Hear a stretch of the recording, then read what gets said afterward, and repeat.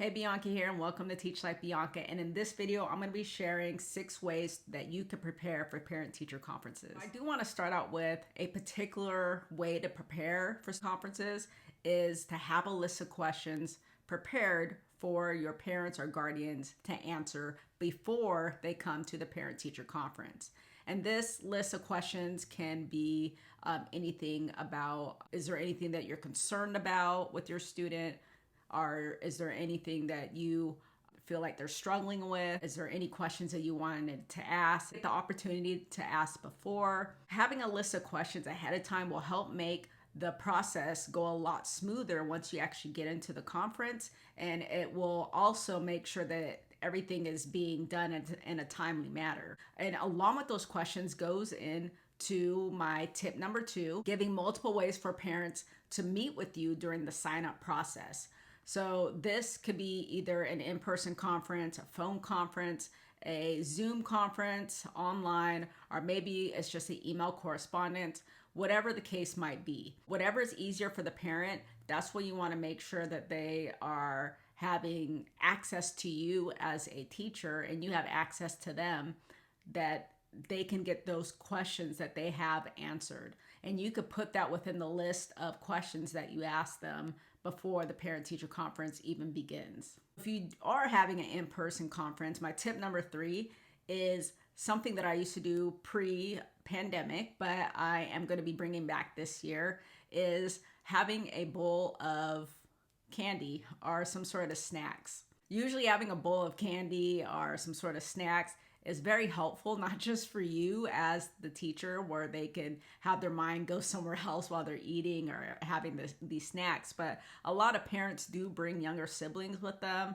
And something that I've always liked to do is just offer them a piece of candy so that they're busy quietly eating this candy or eating a snack. I do also like to have coloring sheets available or drawing paper so that if there is younger siblings that are attending the parent-teacher conference, they can be busy coloring or drawing while we're having the parent-teacher conference. The next tip number 4, is to always start out with a positive. Always start out with a positive to make sure that you're setting up your students' parent-teacher conference up for success. There might be more negatives than the positive, especially during this school year where it's more of a transition period of coming back to in-person full-time learning.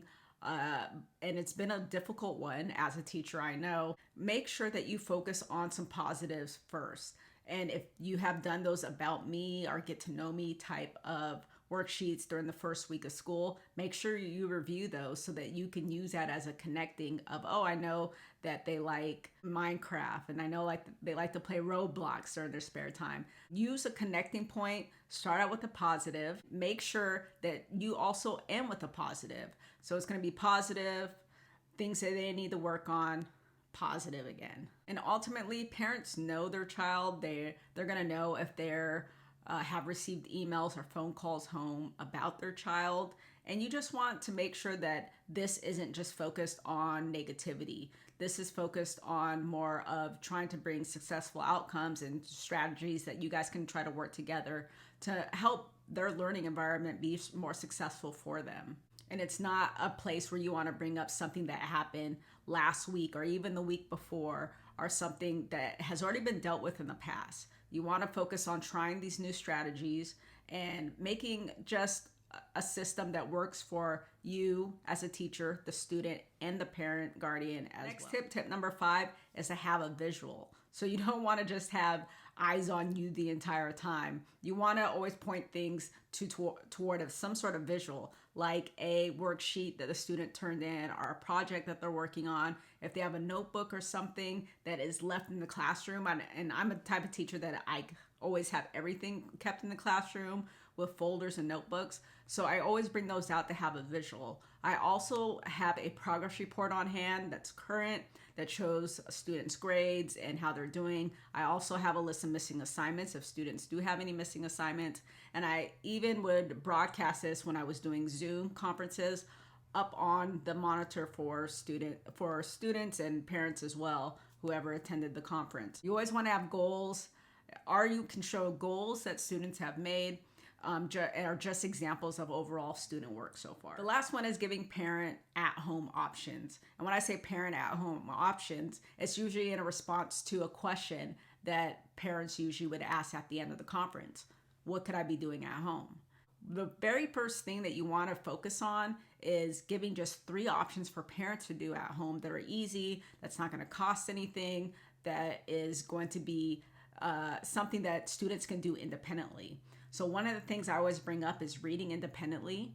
And I also give library options for checking out books online or getting a library card or whatever is going to be more helpful for the parent to do to help the student be successful at home.